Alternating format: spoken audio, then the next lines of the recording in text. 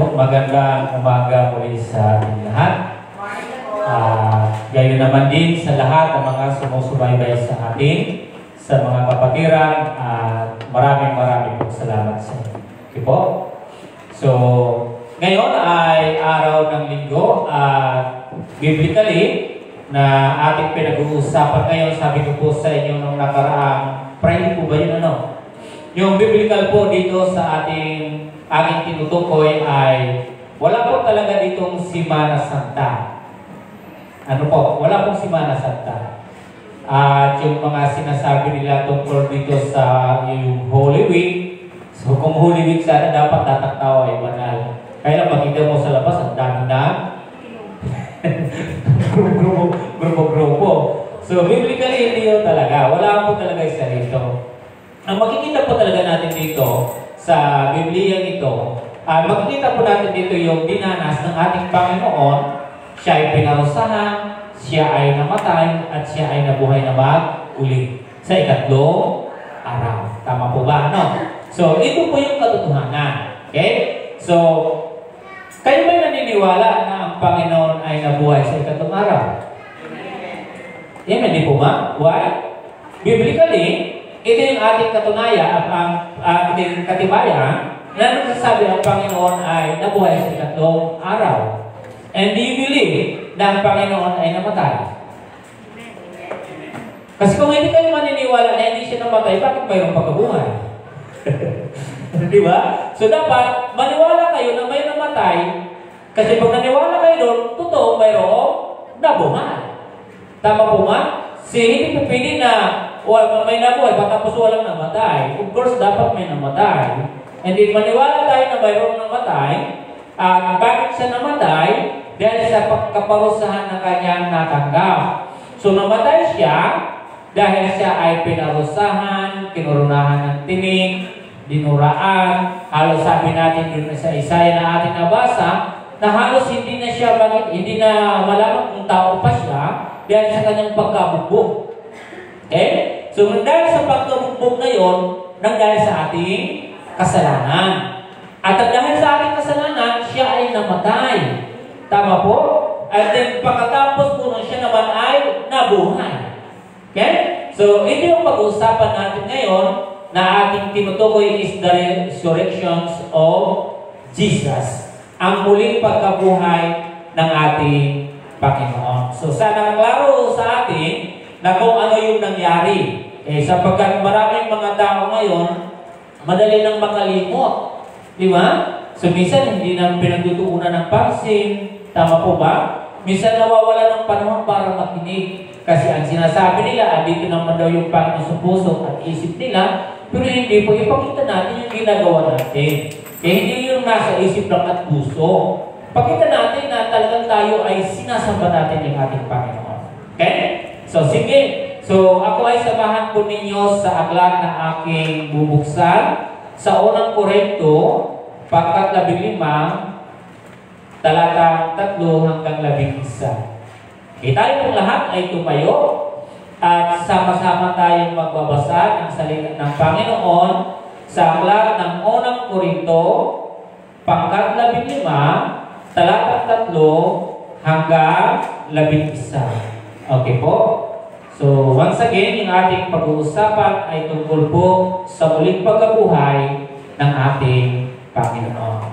Okay, yan po, maliit po Okay, yung ating layunin, to show the immeasurable power of God. So, makita po ninyo yung kapangyarihan ng Panginoon na hindi nakayanan ng kamatayan, na hindi na nanatili na namatay ng ating Panginoon. But makikita natin dito yung power of God. Kaya yung power of God yung ating mapapansin. Okay, so, kayo po yung naririyan na? Okay, sabi niya sa talatang 3, sapagkat ibinigay ko sa inyo itong pinakamahalagang aral na tinanggap ko na rin, namatay dahil sa ating mga kasalanan, bilang katuparan ng nasasaad sa kasulatan. Inilibing siya at muling nabuhay sa ikatlong araw ayon sa kasulatan, at siya nagpakita kay Pedro sa 12 Pagkatapos, napakita siya sa mahigit 500 kapatid na nagkatipon. Marami sa kanila'y buhay pa hanggang ngayon, bagamat patay na ang iba. At napakita rin siya kay Santiago sa kahit ng apostol na sama-sama noon. Sa kahululihan, napakita rin siya sa akin. Bagamat ako ay tulad na batang ipinanganak ng di kapanahunan, sapagkat ako ang pinakamahamak sa mga apostol. Ako ay di karapat-dapat tawaging apostol sapagkat inusig ko ang iglesia ng Diyos. Ngunit dahil sa kagandahan loob niya ay ako ay naging apostol at hindi naman nawala ng kabuluhan ang kaloob niya ito sa akin. Nagpagala ko na higit kaysa kanino man sa kanila. Bagamat hindi ito sa sarili kong kakayanan, kundi sa tulong ng Diyos sa akin. Kaya maging ako o sila, ito ang pinangangaral namin at ito ang pinanaligan ninyo. Tayo po'y manalangin. O Diyos na makapangyarihan, marami pong salamat sa pagkabasa ng inyong salita. Arinawan mapagpalan niyo ito, Diyos. At humingi kay mo Diyos ng katalinuhan na nanggagaling sa iyo. Yung pag-intindi, unawain yung bawat mga talatang ito, Panginoon. Tulungan niyo, Diyos, kami na hindi mawala ng kabuluhan yung mga ginagawa namin, Panginoon. Kundi na ipagpapatuloy po namin, O Diyos, yung aming pananampalataya sapagat ang aming pananalig, Panginoon, ay sa iyo lamang, Panginoon. Muli, O Diyos, pagpalayan niyo yung lahat ng naririto, maging lahat ng mga sumusubaybay sa amin. Maraming po salamat. At muli, tinataas namin ito bilang pangalan sa tayong pangalan na Jesus. Ang lahat ay magsabi na Amen. Amen. Okay? So dito ay sabi ko po sa iyo ay yung muling pagkabuhay ng ating Panginoon. Bakit po siya namatay? Bakit po siya naparusahan? Ay nang dahil sa ating mga kasalanan. Nung binanggit ko sa inyo nung nakaraang yung Friday na millions, okay? Or billions na tao na dapat tayo kasi ay naparusahan na may kasalanan na dapat isa-isa po tayo mapakulo sa cross. Ngunit sa kabilang banda, ang sinabi ng Panginoon ay ng Biblia ay inaalay na lang yung anak na si Jesus para kunin yung ating mga kasalanan. Simple lang po yung aking binanggit noon. Katulad guys ng Rikita, sabi ko, kung may kaibigan po siya, nagkasala, nakapatay ng tao, yung parusa ng panahon ay sa cross doon sa Romano. Okay? Dito sa ating bansa, ng panahon may silya elektrika. But today, pag ikaw ay nakapatay, ang gagawin sa iyo ay ikaw ay kukulong. Tama? Halimbawa, sa Rikita, may kaibigan namatay or kapitbahay namatay dahil nakapatay siya, nakasala siya, kaya ang parusa ng batas ng ating bansa ay dapat siya ikulong. Tama? And then, mayroon siyang anak, si Brother Ryan. At ang gagawin ay ganito. Huwag niyo na po yung ikukulong, yung nagkasala, yung pumatay at gumawa ng mga kasalanan. Ang ikulong niyo na lang po, yung aking anak. Siya na lang po yung magbayad at tanggalin niyo po yung bayad ka. Kaya sir, may bayad ka, si Brother Darren yung nilagay. Di ba? Alam niyo kung bakit ko ito binabagit sa inyo. Halimbawa, pinasok anak niyo doon, tapos ilabas yung nagkasala. Wala lang espiritu sa iyo. Hindi ka malamang batiin eh. Siya ay kung ano lang nagbubulak-bul sa kanyang ginagawa. Kung inyong titingnan at papansinin yung aking binabagit ngayon, katulad po ito sa ating Panginoon. Kinuha niya po yung lahat ng ating kasalanan, pero ano yung ginagawa ngayon ng mga tao? Di ba? Bakit wala lang sa kanila? Ganun po. Kaya, pag halimbawa, ganun yung ginawa at ibinigay ang anak niya sa kulong tapos yung tao, buti pa, hindi ganun binigay yung anak ko sapagkat yung ginagawa niya, baliwala na. Hindi malamang kami kilalanin at hindi malamang sila yung nagpasalamat. Di ba? So, tingnan niyo po yung panahon natin ngayon. Ito yung tinutukoy ko sa ating Panginoon. Na binigay niya po yung kanyang bugtong na anak ni si Jesus. Pero after nun mga kapatid, ano na po yung nangyari? Wala na. Mabilis makalimot yung tao sa ginawa ng Panginoon. Binayaran ang iyong kasalanan, pinalaya ka. At ngayon nakikita ka ng Ama, nakikita ka ng Diyos. Di ba? Ano ba itong aking mga tinubos, bakit ganito yung mga ugali nito? Di ba? Kahit magpasalamat na malamang din sa akin, hindi makapagpasalamat. O sumamba sa akin, hindi sumasamba. Di ba? Pero ganun pa man, ganun yung pag-ibig ng Diyos sa atin. Tama po? So, puntahan natin ito na ang Panginoon ay namatay noon and then nabuhay po siya sa ikatlong araw. So, paano natin patutunayan? May katibayan ba ako? Nakita ko ba? So, dapat mayroon tayong katibayan. Di ba? Mayroon tayong patotoo. Paano ko patutunayan na si Jesus ay nabuhay na muli? So, mayroon tayong dokumento biblically. Doon lang po natin masasabi o ating mapapatutunayan, yun yung katibayan natin na ang ating Panginoong Jesus ay nabuhay sa ikatlong araw. Namatay siya at siya ay nabuhay sa ikatlong araw. Tama po? At ang ating dokumento, walang iba kundi yung Biblia. So pag-usapan muna natin yung evidences of the resurrections of Jesus through Scripture. So kailangan muna may ebidensya. Diba? Bago natin punta kung ano yung halaga nito na ang kanyang muling pagkabuhay. Subalit, kailangan muna natin alamin ano ba yung ebidensya na nabuhay siya. Diba? Sapagkat ng panahon marami pong namatay po pero hindi katulad po ng ating Panginoong Jesus. So, ang Panginoong Jesus ay talagang dokumentado po yung kanyang pagkamatay at talagang mayroon pong ebidensya. So kung babasahin kahit sa pong Biblia, makikita po natin anong talaga nakatala yung pagkamatay ng Panginoon. So anong unang ebidensya natin? Okay, so anong unang ebidensya natin? Nung si Jesus ay nabuhay ng maguli, Jesus first appeared to Mary Magdalene. Siya po ay napakita kay Maria Magdalena. Then, next, anong sunod? John 20:17. Tingnan niyo po yung bawat verse po niya. Bilisan lang natin yung pagkuha. Sa John 20, verse 17, ito po mga kapatid. So, bilisan lang natin ha. 20:17. Bilisan, tapos ang tagal kong makuha.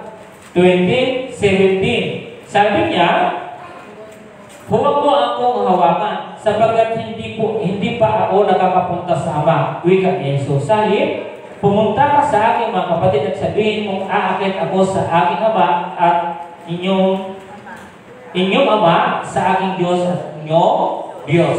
Siya ay unang nagpakita kay Mary Magdalene. Then to the woman, doon sa mga kababaihan, 24 ng Luke, verse 16. Andiyan naman po, ito yung dokumento kung bakit ko po sinasabi sa inyo na dapat may dokumento sapagkat napakahalaga po yan. Dahil nagsasabi tayo na nabuhay na maguli yung ating Panginoon. Mark pala. Mark chapter 16, 1 and 3. Tama po ba? Yung Mark? Ayan, 16. Sabi niya sa 16, 1 and 3, pagkaraan ng araw ng pamamahinga, si Maria Magdalena at si Maria, ina ni Santiago at Salome, ay bumili ng pabango upang ipahid sa bangkay ni Jesus. At ng linggo ng umaga, pagsikat ng araw, sila ay nagpunta sa libingan. Nag-usap-usap sila habang daan. Sino kaya ang ating napag-uusapang magpagulong ng batong nakatakip sa pintuan ng bilangguan? So, ito po yung bato. So, ang batong ito, pagdating po nila doon ay gumulong na po ito. Okay, ito po yung katibayan na doon ang bangkay ng Panginoon na ilibing. Okay? Nakalagay po doon din. To Peter, Luke 24 verse 34. Sa Lucas 24 verse 34. Ito naman ang kanyang sinabi sa 34. Sabi niya, na nag-usap-usap muli nang nabuhay ang Panginoon. Napakita kay Simon. Okay, siya ay nagpakita rin kay Pedro. So, totoo na nabuhay ang ating Panginoon. Marami pa po ito mga kapatid. Okay, then, to the disciple on the Emmaus Road. So, ito yung may nagkwentuhan na nagtanong ang Panginoon. Tila ikaw lang yung hindi nakakaalam sa mga nangyari dito. Pero hindi po nila alam, yung kausap nila ay si Jesus. Si Jesus na po yung kausap nila. Basta, nagtaka sila, parang itong istranghero nito, parang kayo lang po yung hindi nakakaalam na nangyari. Nakakayari pa lang Parang wala kayong alam. Pero hindi nila alam na yung taong kausap nila ay si Jesus. Okay? Nung nasa Emmaus. Then pagkatapos doon, sa disciple, including Thomas in the upper room. At ang Panginoon ay napakita din sa mga disipulo, kasama dito si Tomas, na kung saan si Tomas ay hindi naniniwala sa ating Panginoon. Okay? Kaya ipinakita ng Panginoon yung kanyang, dito yung kamay niya, yung pagkapako, at yung mga tools po niya dito, yung mga sugat doon, ay ipinakita po. At doon naniniwala si Tomas, ay Diyos ko, sabi niya. Okay? So napakita po siya kay Tomas, and then doon sa 500 brethren. Okay, sa mga kapatiran na 500, siya ay napakita. And then, katibayan pa rin yung libingan na wala laman. At hindi ko na po yan kinumplito sapagkat maraming even the angels na katibayan pa rin yun. Sabi wala dito yung mga patay. Bakit hinahanap ninyo dito? Di ba? So, ang anghel, bagay yung libingan na wala ng laman, katibayan po yun ng Panginoon ay nabuhay naman uli. Tama? So, kung kayo ay nagbabasa ng Biblia, ito yung ating mapapanghawakan ng katibayan na totoo na nabuhay na uli yung ating Panginoon. So, mayroong ebidensya. Okay? So, sabi niya, without the resurrection, none of Jesus' promises would be trustworthy. Ito yung pinakamalungkot sa lahat. Kung hindi po nabuhay na maguli ang ating Panginoon, lahat ng kanyang mga pangako ay hindi po mapapaniwalaan. Lahat ng kanyang salita, lahat ng kanyang sinabi, hindi yun mapapaniwalaan. Tama po? Kung wala, muli, pagkabuhay. So, kailangan na talagang mabuhay yung Panginoon sapagkat kung hindi po, mga kapatid, maging yung pananampalataya natin ngayon, maging yung pangangaral natin ngayon, maging yung pag-aawat natin ngayon, baliwala na po ito. Bakit natin ito ginagawa ngayon? Bakit tayo sumasamba? Bakit tayo nangangaral? Bakit tayo nananampalataya? Sapagkat muling nabuhay ang ating Panginoon. Tama po ba? Usually, yung pananampalataya natin, kung patay naman, yung ating Panginoon. Bakit ako mananampalataya pa doon? Even though, sa mga naunang mga namatay, baliwala lang yung pananampalataya nila sapagkat hindi nabuhay ng mabuling ang Panginoon. Anong kabuluhan pa nito sa atin ngayon? Kung ginagawa natin na hindi naman talaga nabuhay yung Panginoon.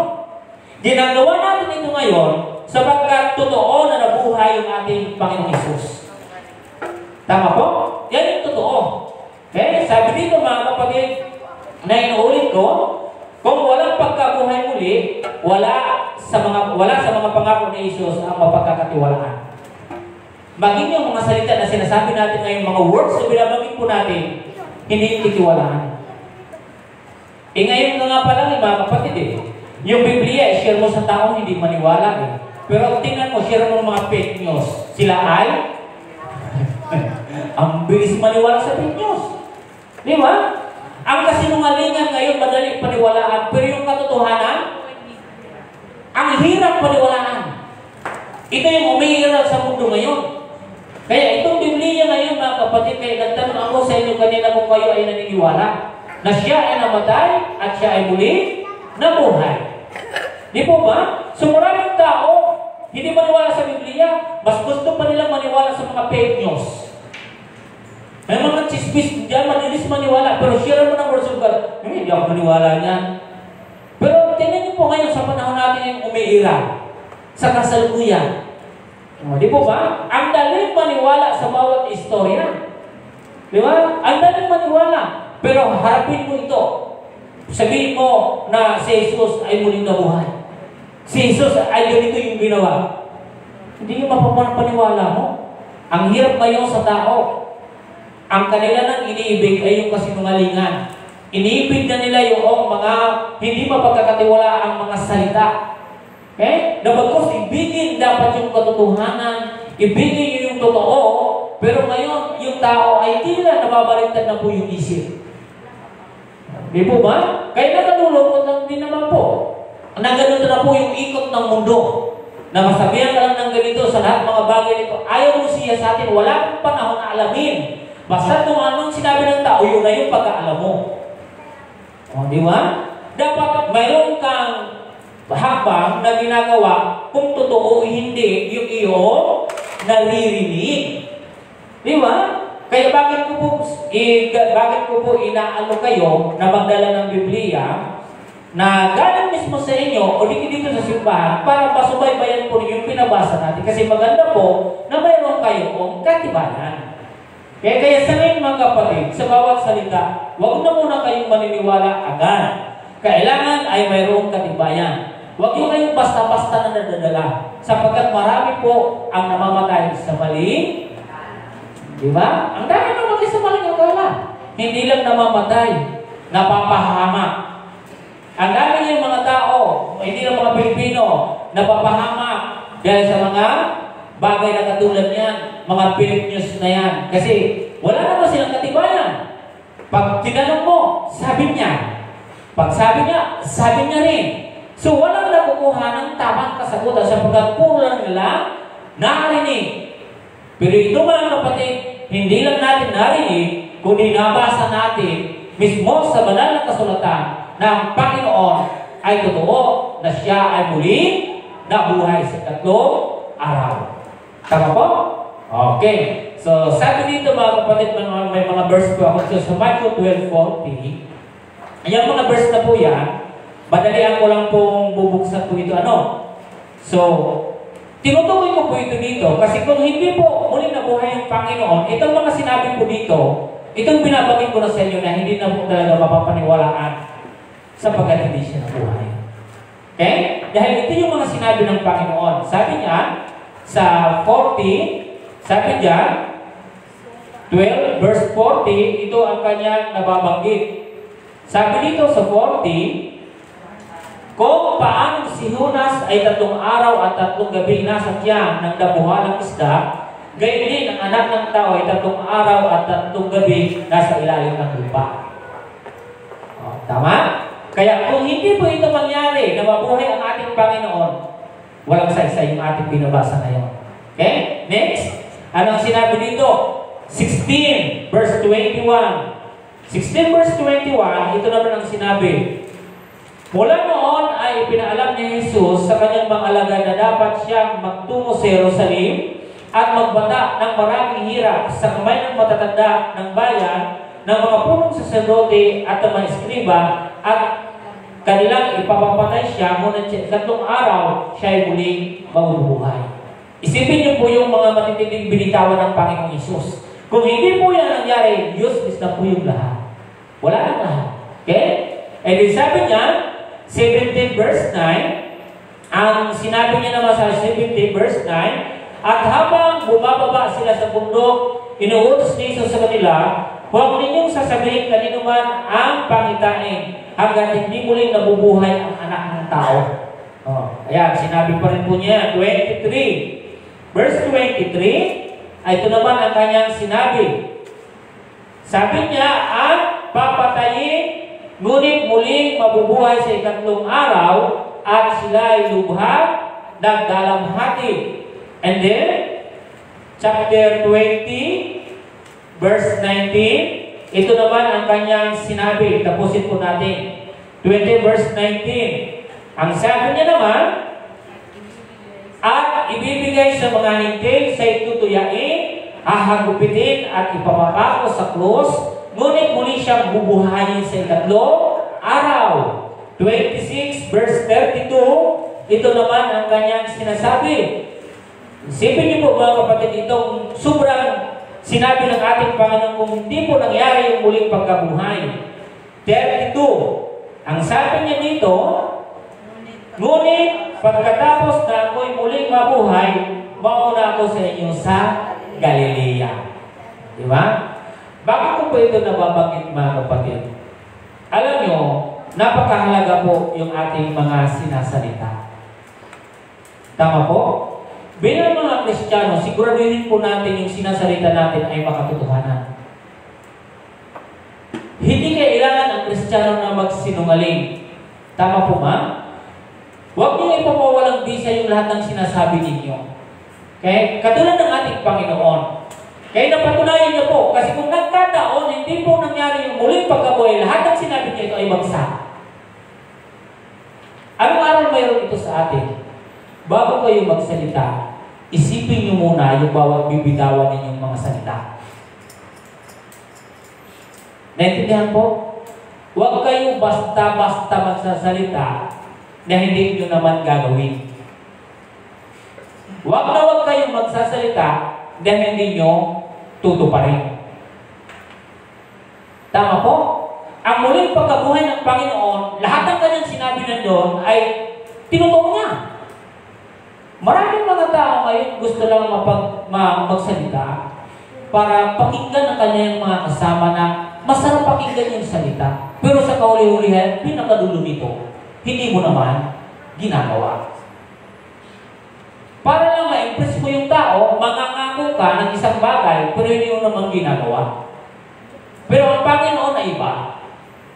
Ang sinabi niya na ako ay mamamatay, at sa ikatlong araw ako ay muli mabubuhay. Kaya totoo mga kapatid. Kaya tayo lahat, isang malaking aral po sa atin ngayon, na bawat sa pagsasalita natin, bigyan natin siya ng kabuluhan. Di ba? Bigyan po natin siya ng halaga. Huwag kayong magsasalita na magsalita lang ngayon para lang nagsalita lang ngayon wala. Hindi ho yan maganda. Pag-isipan nyo yung bawat bibitawan natin mga salita. Kasi baka mamaya, yung salitang binibitawan natin, yung mismo yung mapapahamak, imbis na dapat yun yung magdala sa iyo sa maayos na pamumuhay. Tama po? Kaya ito mga kapatid ay ating pong mapapanaligan na ating Panginoon ay totoo na muling nabuhay. Lahat ng kanyang sinalita ho rito ay totoo. Tama po ba? So huwag tayo magsasalita ng basta-basta. Magsalita tayo ng naayon. Ano ba yung gusto mong mangyari? Magsalita tayo ng tama. Amen po? Kaya ang Panginoon, lahat po ito na nakasulat na ito ay ating mapapanaligan. Sapagkat siya ay muling nabuhay. Okay? So pag-usapan natin yung 5 bagay. Anong mayroon? Why is the resurrection of Jesus so important? Nabanggit ko na sa inyo. Kasi kung hindi po talaga siya nabuhay, ito yung problema natin ngayon. Maging sa pagsasalita ko sa inyo, maging kayo lahat at tayo dito, pangangaral, pananampalataya, pagtugtog ng gitara, pag-awitan, pag hindi po muling nabuhay ang Panginoon, useless. Bakit andito pa tayo? Alam niyo kung bakit tayo dito? Sapagkat naniniwala tayo kasi na muling nabuhay ang ating Panginoon. Kaya narito tayo ngayon, sumasamba sa ating Panginoon. Kaya nagtanong ako sa inyo kanina, kayo ba ay naniniwala sa Biblia? Ang naniniwala sa Biblia ay naniniwala siya na muling nabuhay ang ating Panginoon. At siya ay kinakasihan ng banal na Espiritu Santo. Ang hindi kinasihan ng banal na Espiritu Santo ay hindi naniniwala sa Biblia. Kasi walang kasi ang kanyang, walang hindi sa kinasihan ng banal na Espiritu. Okay? So, here is the 5 points na ating pag-aralan. Why is the resurrection of Jesus so important? Okay? So, bakit napakahalaga ito mga kapatid? Ang muling pagkabuhay ng ating Panginoon. Number 1. Number 1 mga kapatid, the resurrection of Jesus means that His divinity and Lordship were revealed. Dito po ipinahayag ang kanyang pagka-Diyos at ang kanyang pagka-Panginoon. Diba? So, kung mababasa po ni John 14:1-6, I am the way, the truth, and the life. No one can see the kingdom of the Father except through me, through Jesus. So dito ipinahayag sa kanyang muling pagkabuhay, yung kanyang lordship, yung kanyang divinity, ang kanyang pagka-Diyos, at ang kanyang pagka-Panginoon. Di ba? So, dito po napatunayan sa muling pagkabuhay niya na totoo na siya ay anak ng Diyos. He is our Lord. Siya ang ating Panginoon. Siya ay Diyos. Anak ng Diyos. Tama po ba? Ito yung kahalagahan. Sabi natin, why is the resurrection of Jesus so important? Ito yung una. Na pinapahayag po dito, pinapakita po dito, na si Jesus ay anak ng Diyos at siya ay Panginoon. Tama po? So, lahat ng kanyang sinabi, ito yung buwan ng resurrection. Napakahalaga po. Ito yung significance ng resurrections of Jesus. So sabi po rito, confirms the identity of Jesus as the Son of God. And confirm also na siya mismo ay ang ating Panginoon. Siya ay anak ng Diyos at siya ay ating Panginoon. So kinumpirma po sa kanyang muling pagkabuhay na siya ay Diyos at Panginoon. Okay, sabi niya dito na kinukumpirma ang pagkakakilanlan ni Jesus bilang anak ng Diyos. So ibuksan po natin sa aklat po ng ating binasa kanina sa 1 Corinthians chapter 15 verse 20. Tingnan niyo mga kapatid yun. Sa 15 verse 20. Ngunit ang totoo, si Kristo ay muling binuhay. Yan, maliwanag. But now Christ has been raised from the dead, the first fruit of those who have fallen asleep. Tama po ba? Siya ay binuhay. So maliwanag ng ating Panginoon, pinapayag nito yung His divinity and His Lordship ay kanya nitong inihayag yung confirmations ng kanyang pagka-Diyos at ang kanyang pagka-Panginoon. The book of Romans chapter 1 verse 4, ito ang kanyang sinasabi. Sa aklat ng Roma chapter 1 verse 4, ito mga kapatid, chapter 1 verse 4, sabi niya dito, sa talata at sa likas na kabanalan ng kanyang espiritu, ipinahayag siyang anak ng Diyos sa pamamagitan ng makapangyarihang gawa ang kanyang muling pagkabuhay. O, di ba? Sa inihayag po dito, He is the Son of God. Tama po? And in the book of Romans chapter 10 verse 9, ang nung sinabi po dyan, 10 verse 9, kung ipinahayag ng iyong mga lapit na si Jesus ay Panginoon at manalig ka ng buong puso na siya'y muling binuhay ng Diyos, maliligtas ka. Naniniwala kayo na muling binuhay ang ating Panginoon? Now, mayroon ka ngayong assurance of salvations.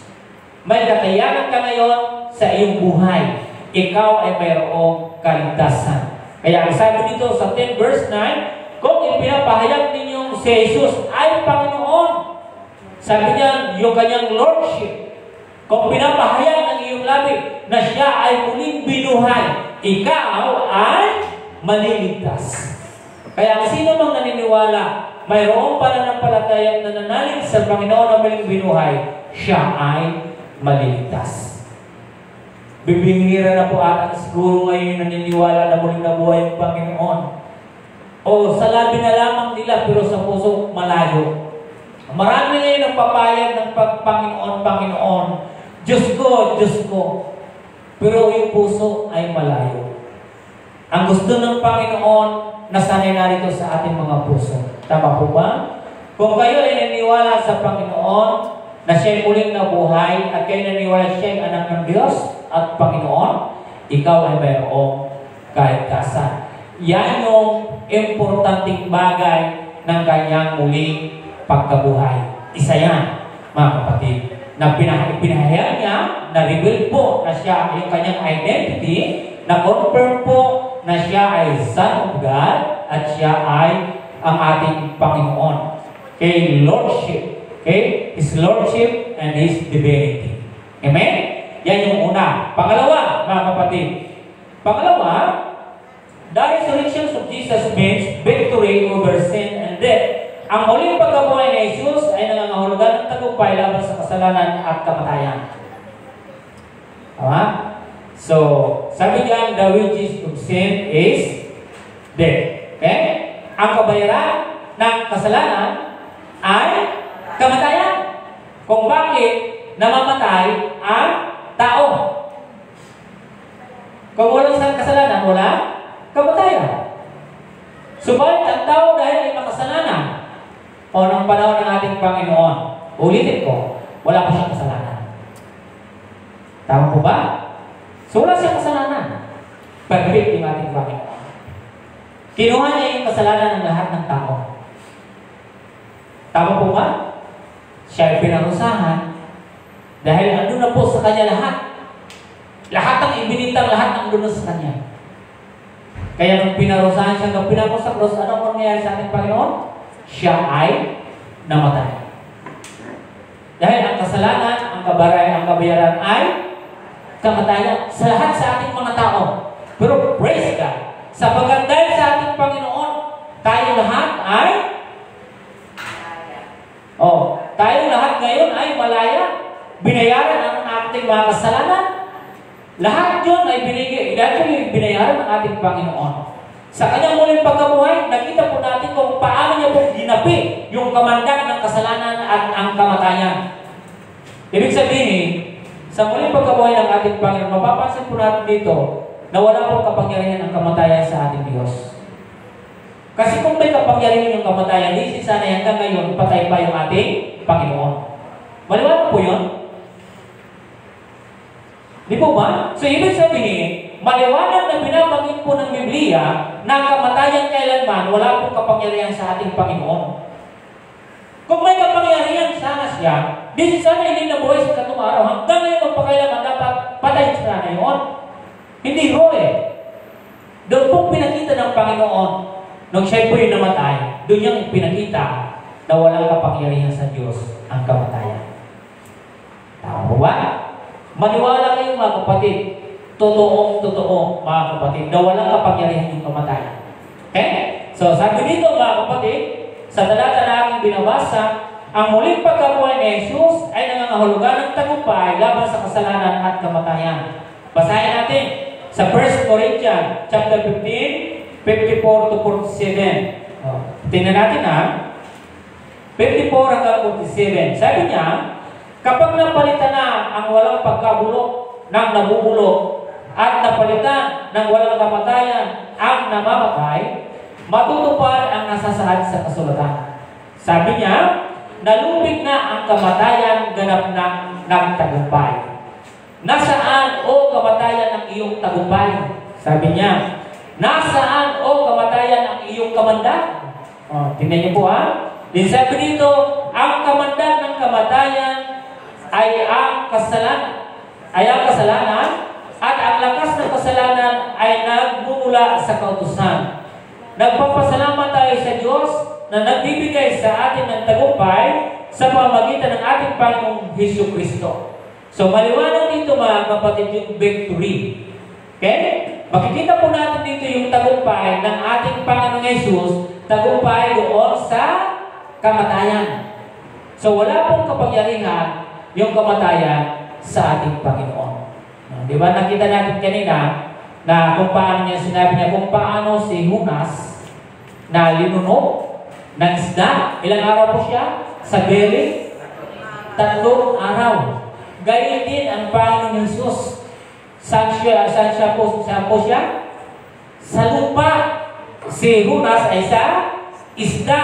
Ang Panginoon Jesus ay sa lupa. O sa 3 araw din, siya ay muli nabuhay. So di ba? Si Jonas sa bili o doon sa tiyan ng isda, ang pagkakaiba lang ay ang Panginoon dito sa lupa. At siya ay muli nabuhay. So mapapansin po natin, mga kapatid at kaibigan, ang kamatayan ay wala pong kapangyarihan sa ating Panginoon. Tama po? At pinatutunayan ng salitang ito na maging tayong lahat na nananampalataya sa Diyos ay wala rin kamatayan. Tama po ba? So, para klaro, ano yan? Pastor, walang kamatayan. Ang mamamatay, ang mawawala, itong ating bala, ito. Okay? Pag sinabing buhay, buhay siya. Ang nilagay dito sa katawan ng buhay, mananatili siya, buhay. Clear po yun? Pag umalis po itong buhay dito, anong nangyayari sa katawan? Patay na. Diba? So, clear lang din po ba? Klaro naman eh. Pag umalis po yung buhay dyan, wala na magagawa. Itong physical natin katawan ay talagang dilo na siya. Pero itong buhay, kapatid, nasaan siya? Yan yung maharap sa Panginoon kasi buhay siya. O kaya yung kamatayan, mga kapatid, lagi yung tatandaan na napagtagumpayan po ng Panginoon ang kamatayan. Okay? Kaya sabi dito na ang kamatayan ay natalo sa pamagitan ng muling pagkabuhay ni Jesus. Sabi niya, that was defeated through the resurrections of Jesus. Ganun kahalaga mga kapatid yung muling pagkabuhay ng Panginoon. Di ba? Liban doon sa una na ating nabanggit yung pagpapakilala ng kanyang pagka-Diyos, ang kanyang pagka-Panginoon. At ito dito mga kapatid, kung paano niyo naman pinakilala na ang kanyang muling pagkabuhay ay yung kawalan ng kapangyarihan o kamandag ng kasalanan o ng kamatayan. Nawalan po yun ng halaga sa ating Panginoon sapagkat ang ating Panginoon ay muli nabuhay. Okay? So number 3. Number 3, the resurrections of Jesus means that all His promises and words have been fulfilled and are true. Ayan. So ibig sabihin dito mga kapatid, ang muling pagkabuhay ni Jesus ay nangangahulugan na ang lahat ng kanyang mga pangako at mga salita ay natupad at totoo. So napatunayan po ng Panginoon sa kanyang muling pagkabuhay lahat ng kanyang ginawa. Kaya lahat ng kanyang pangako. Okay? Pero kung hindi po yun nangyari ay hindi po mapapaniwalaan. Pero nangyari po yun. Kaya lahat ito ay totoo. Okay? Ang sabi dito mga kapatid sa talata na aking babasahin, sabi diyan, establishes the truth of the gospel. Tinatag ang katotohanan ng Ebanghelyo. Ang ibig sabihin mga kapatid nito, itong Biblia ay lalo niya po pinagtibay ng kanyang muling pagkabuhay. Diba? So, itinatag, pinagtibay. Okay? Kasi kung hindi mo muling nabuhay, ano ang nangyari ngayon sa Biblia? Ano ang nangyari sa Biblia natin ngayon? Mas mabuti pa magbasa na lang tayo ng encyclopedia, magbasa na lang tayo ng balita diyan sa newspaper araw-araw. Kung hindi muling nabuhay ang ating Panginoon. Pero nang dahil muli siya po siyang nabuhay, pinagtibay niya po itong scripture. Pinagtibay niya po itong Biblia. Sa pamagitan ng kanyang kamatayan sa cross, sa kanyang muling pagkabuhay. Kaya ang salita ng Diyos ay mapagtitiwalaan, mapapanaligan. Diba? Kaya itong Biblia na ito ay napakahalaga. Kaya hindi ito basta-basta mga kapatid. Ito po yung books of all books. Lahat pong mga aklat, ito lang mga kapatid ang mapagkakatiwalaan. Hindi yung iba pang mga books na yan. Tama po? Kaya ito, binabanggit ko dito mga kapatid, sa talata na ating babasahin, verse 14. 15 verse 14 na unang Korinto. Basahin natin yung 14. At kung si Kristo ay hindi muling binuhay, walang kabuluhan ang aming pangangaral. Hindi pinagtibay. Kailangan ito mapagtibay sa pamagitan ng kanyang kamatayan sa cross at muling kanyang pagkabuhay. Para mapatunayan, mapagtibay itong kanyang dokumento, itong scriptures ng ating Panginoon. Kaya ang hindi dito nananalig, hindi sa kinakasiyan ng Banal Espiritu. Ang nananalig po ng Biblia, naniniwala siya at siya ay kinasihan ng Banal na Espiritu. Na totoo na muling nabuhay yung ating Panginoon. Okay? Kaya sabi dito mga kapatid na hanggang 17, verse 17, at kung hindi muling binuhay si Kristo, kayo'y hindi pa nahahango sa iyong mga kasalanan at walang katuturan ang inyong pananampalataya. Ang tindi po ng salita ko ni Pablo, ano? Walang katuturan. Walang katuturan ang pananampalataya ninyo. Walang katuturan ang pangangaral ninyo kung hindi po siya muli nabuhay. Sapagkat wala po magpapatutuo nito. Lahat ng pangako niya dito, kung hindi po siya muli nabuhay, wala na po ito. Hindi siya natatakang. Di ba pag pumupunta po dyan, mga kapatid, kung gusto mo yung dokumento, dapat mayroon po siya seal na tinatawag, tinatatak. Tama po ba? So, sa lahat ng dokumento na kinukuha natin, na mayroon talaga siyang tatak. Ngayon, ano na po yung tatak ng birth certificate po natin? Dati, ano siya?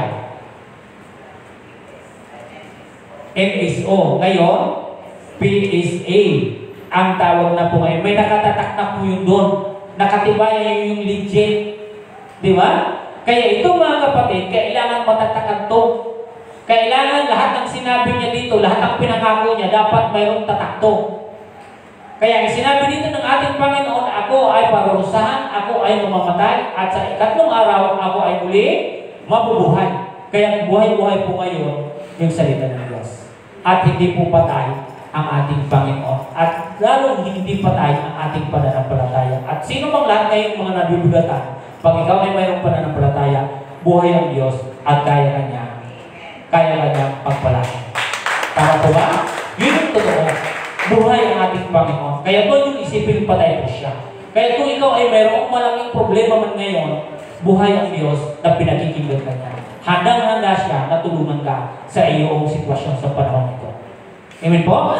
Yan yung isang napakagandang bagay sa ating Panginoon. Ulitin ko po, sa verse 14 dito mga kapatid, at kung si Kristo ay hindi muling nabuhay, walang kabuluhan ang aming pangangarap or ang ating, yung kanyang sinasabi amin dahil sa panahon po ito ni Paul. Okay? Din dito, sa 17, at kung hindi muling bunuhay si Kristo, kayo hindi na nahango sa iyong mga kasalanan at walang katuturan ang iyong pananampalataya. Okay? So doon sa ating binasa kanina kay Paul 3-11, makita natin na parang isinilang siya sa hindi kapanahonan. Sabi niya dito. Okay, pero sabi niya, pero sa kabilang banda, sabi niya sa nangyari sa akin, pero hindi po nawala ng kabuluhan yung aking ginawa. Pinahalagahan ko lahat sapagkat ako ay makasalanan. Isa ako na nag-uusik sa mga Kristiyano, yung mga anak ng Diyos. Pero hindi ko pinawalang kabuluhan yung aking ginagawa. Nagkaroon ako ng pagpapahalaga sa lahat ng aking ginagawa sapagkat muling nabuhay ang ating Panginoon. Okay? So, pang-ilan na? Pangatlo, pang-apat. Hanggang 5 lang tayo. 4. Pang-apat, the resurrection of Jesus means that all who have faith in Him will not be in vain and our hope is alive. Isipin niyo yan mga kapatid. Kaya sabi niya dito, ang muling pagkabuhay ni Jesus ay nangangahulugan na ang lahat ng may pananampalataya sa Kanya ay hindi mawawala ng kabuluhan at ang ating pag-asa ay buhay. Verse 13 hanggang 14. Sabi niya dito sa 13, sa kanyang nabanggit, kung ito'y totoo, lilitaw na hindi muling binuhay si Kristo. For then, at kung si Kristo hindi muling binuhay, walang kabuluhan ang ating pangangaral at walang katuturan ang ating pananampalataya. 18. Hindi lamang iyan, lilitaw pa na ang lahat ng namatay na nananalig kay Kristo ay napahamak. At hindi lang po sila yung mapapahamak. Maging tayo yung mga nabubuhay ay mapapahamak. Pero in verse 20, basahin ko po dito sa inyo, ngunit ang totoo, si Kristo ay muling binuhay bilang katibayan na muling bubuhayin ang mga patay. Tama po ba? So, itong maliwanag mga kapatid na ating binasa ngayon, sabi diyan, sa talata is provides hope for believers. So, kung hindi po talaga nabuhay ang ating Panginoon, yung ating inaasahan, wala na po. Pero makita po natin dito, provides hope for all believers. Sa lahat ng mga mananampalataya, ang muling pagkabuhay ng ating Panginoon ay nabigay po siya ng pag-asa. Kaya sabi diyan sa verse 19, basahin ko po sabi niya, kung ang pag-asa natin kay Kristo ay para sa buhay na ito lamang, tayo na ang pinakakawawa sa lahat ng tao. Sabihin ko yung binanggit dyan, matindi po yung mga arguments ni Paul. Kaya sabi niya dito, kung ang pag-asa natin kay Kristo, kung kay Kristo na hindi siya nabuhay, kung hindi po siya nabuhay at umasa tayo doon na hindi muling na gano'n lang, tayo na po yung pinakawawa. Nakakalungkot, di ba? Kung hindi siya muling binuhay. Dahil sabi niya dito na kung ang pag-asa natin kay Kristo ay para sa buhay na ito lamang, tayo na ang pinakakawawa sa lahat ng tao. Ang verse 20, ngunit ang totoo, si Kristo ay nabuhay na muli. Di ba? Kaya, salamat sa Panginoon. Kasi kung nagkataon, tayo na yung pinakakawawa sa lahat ng tao dito sa mundo. Kaya napakahalaga ng muling pagkabuhay ng ating Panginoon. Alam niyo mga kapatid, yung muling pagkabuhay ng ating Panginoon, balikan ko kanina yung ating doon na nagapi niya yung kamatayan at yung kamandag ng kasalanan, lahat po yung nagapi. Ang muling pagkabuhay ng ating Panginoon, inilibig niya lahat ng ating mga kasalanan. Tama po? Lahat po yun ay inilibig at ang kanyang muling pagkabuhay ay kaluwalhatian natin lahat. Tama po ba? Wala na po. Binayaran na po tayong lahat. Maluwalhati na ang lahat. So lahat po yun nilibig na doon. Kaya ang tao sa ngayon, hindi naman dapat natin kailangan pang balik-balikan yung kasalanan eh. Kasi kung ulit-ulit pa rin natin ginagawa pa rin natin mga kasalanan na yan, para gusto natin ulit na makita ang ating Panginoon na binubugbog, pinaparusahan, pinako sa cross, dinudurhan, sinisipa, kinurnahan ng tinig, para gusto pa rin natin gawin yun sa Kanya. Kaya yung mga totoong Kristiyano, nagsusumikap na huwag magkasala. Kasi ayaw nila na ganun ulit yung mangyari. At never na, hindi na talaga yung mangyayari. Sapagkat once lang talaga ang pagbabayad ng ating Panginoon at buo na yun. Kompleto na po yun. At wala nang susunod doon. Kundi uulitin ko, ang susunod na pagpunta niya dito ay kukunin niya ang lahat ng mga nananalig sa Kanya. Hindi na para patayin siya. Kaya ang lahat ng taong paulit-ulit pa rin gumagawa ng pagkakasala, hindi nila lubos mag-isip kung ano yung nangyari sa ating Panginoon. Parang gusto pa lang nila, gustong-gusto pa nila yung makita. Kaya sa mga tao na gumagawa pa rin hanggang ngayon, kahit mga mananampalataya, kahit alam na po nila yung isa gumagawa pa rin, parang gusto mo pa rin na ipapako si Jesus doon sa cross. Sana huwag naman. Yung asikapin na natin na huwag na tayong maulit pa sa pagkagumundo sa kasalanan.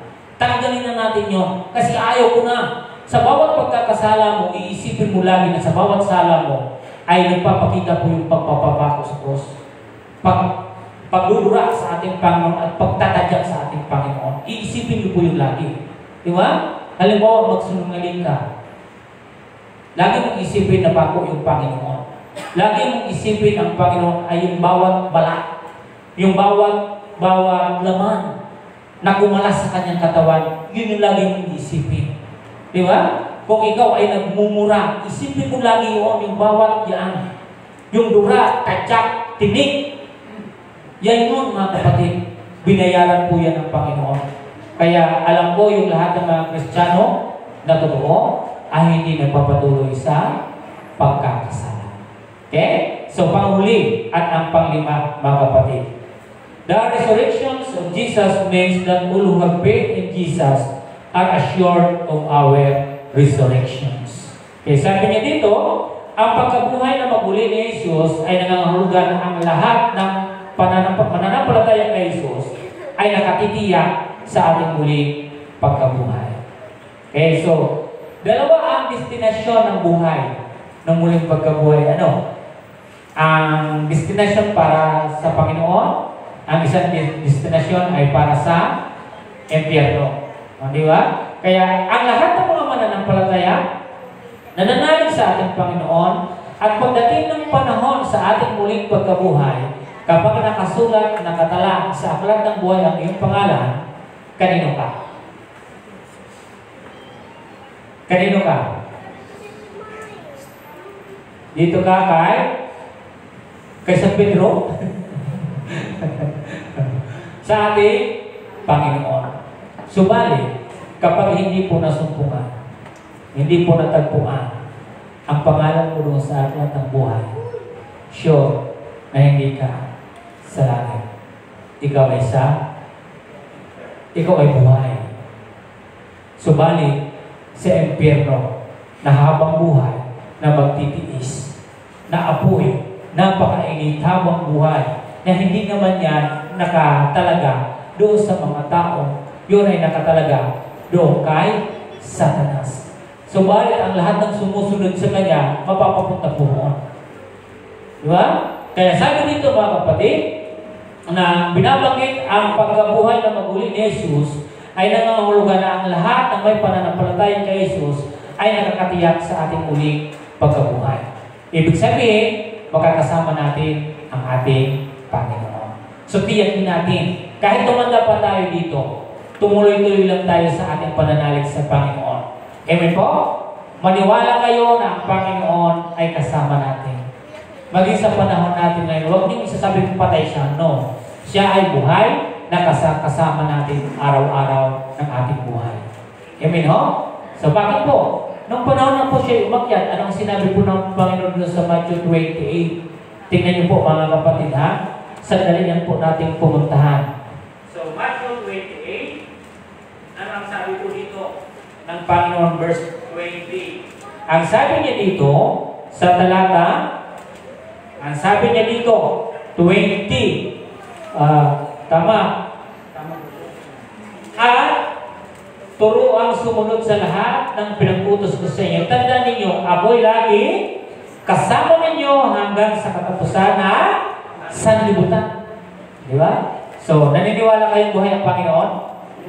Hindi po siya patay. Kasi, bakit siya magsasabi doon na ako ay kasama ninyo? Di ba? Hindi siya magsasabi ng kasama ninyo kung patay siya. Buhay po siya. Nakasama po natin siya hanggang sa kalululuhan ng mundo ito. Amen? Siya ay ating kasama. Kaya nakatitig tayo. Sabi diyan, sa panglima, the resurrection of Jesus is the proof that the dead will be raised again. Ang ulit pagkabuhay ni Jesus ay ang patunay na ang mga patay ay muli bubuhayin. Siya po yun. Dahil una po siyang nabuhay, mga kapatid. At tayo, mga kapatid, tayo ay mabubuhay pagdating ng mga araw. Okay, sabi diyan sa 20 to 21 sa ating binasa sa chapter 15, verse 20 hanggang 21. Sabi niya, ngunit ang totoo, si Kristo ay may nagbinuhay bilang katibayan na muling bubuhayin ang mga patay. Kung paano dumating ang kamatayan sa pamamagitan ng isang tao, gayon din naman dumating din ang muling pagkabuhay sa pamamagitan ng isang tao. Sino yung tinutukoy niya na dumating ang pagkamatay sa isang tao? Tungkol kay Adan.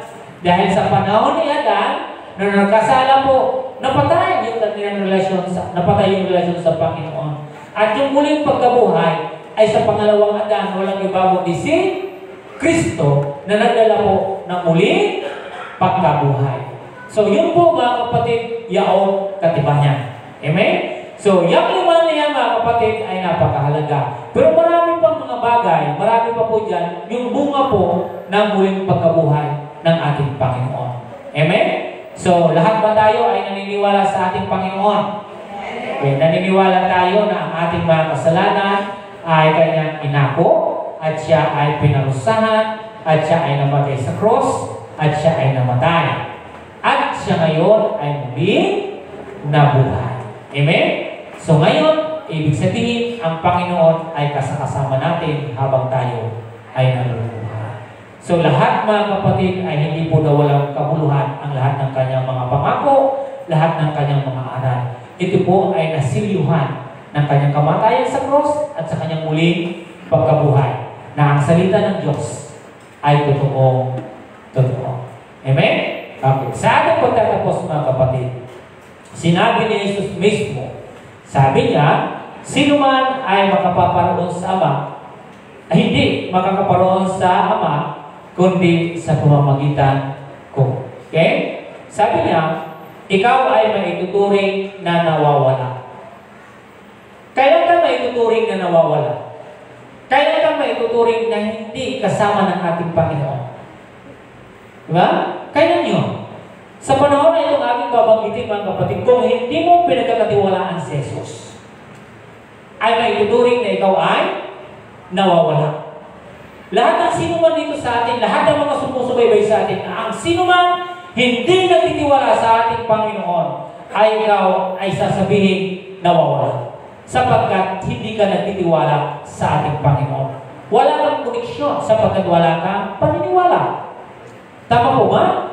Wala kang koneksyon sa Kanya. Kaya ikaw ngayon ay nawawala. Okay? Sabi dito mga kapatid, sa talata muli, gaano ka man kabuti. Kahit sabihin mo, ang buti naman niya, ang galing niya, napakabuti niya. Okay? Then sabi niya, gaano ka man kabait. Ay, ang bait-bait niya, ang bait-bait niya. Di ba? Ang bait-bait naman niya, ay kay buti-buti naman ang tao ito.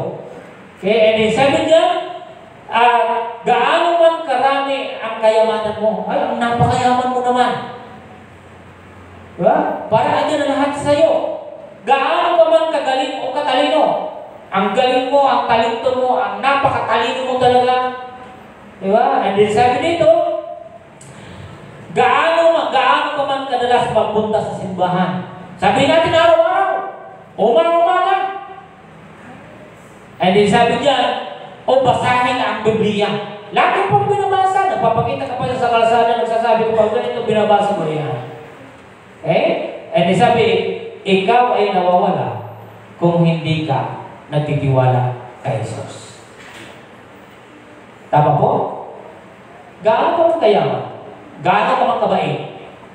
Araw-araw ka man nagbabasa ng Biblia, pero wala ka namang pag-apply sa iyong sarili at wala kang tiwala sa Diyos.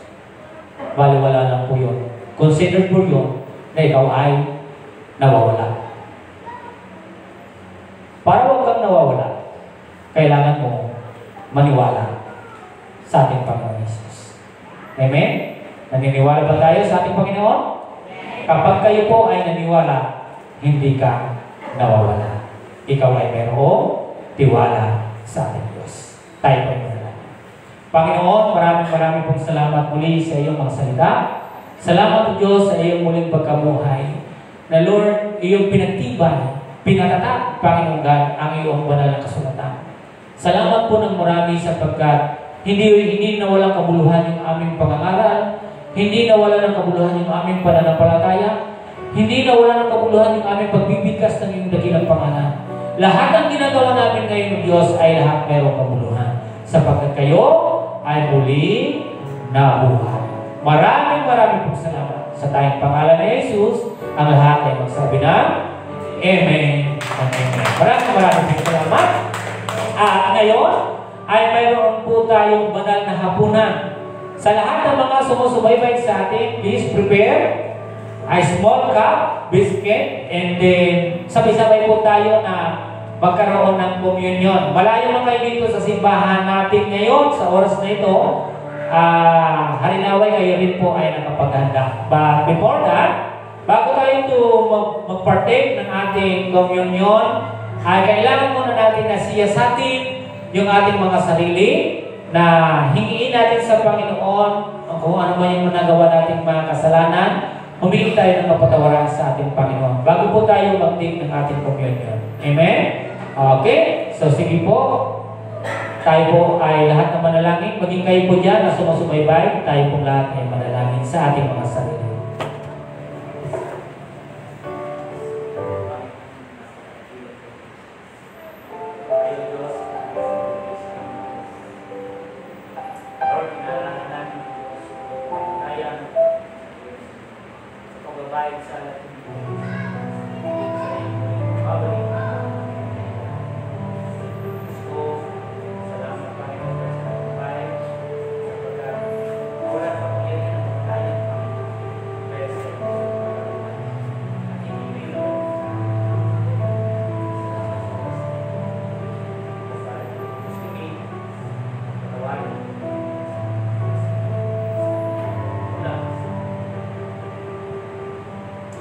Panginoon, kami po'y naririto at buong puso humihingi ng kapatawaran. Sa sinasadya o hindi man ang aming mga pagkakamali sa iyo, humihingi po kami ng kapatawaran, Panginoon. At kami po'y nakikisa, Panginoon God, sa iyong kamatayan sa cross. Kayo muling nabuhay, Panginoon God, para sa amin. At Lord, kami naniniwala na kayo muling babalik dito, Panginoon God, para kunin ang lahat ng mga mananampalataya. O Diyos, maraming pong salamat sa pamagitan ng Diyos nitong aming banal na hapunan. Ay nais po namin alalahanin ang iyong kamatayan sa cross at ang iyong muling pagbabalik, Panginoon. Lord God, mapagpala niyo nawa, Diyos, ang bawat isa sa amin, lahat na narito ngayon sa aming simbahan, baging sa mga kapatiran po namin na naroon, O Diyos, sa ibang mga lugar, ay nawawayan. Makasama po namin sila upang alalahanin namin kayo, Panginoon. Maraming pong salamat at mapagpala nila kayo, O Diyos, na aming pangalawang gawain ito. Sa iyo lahat, sa tayong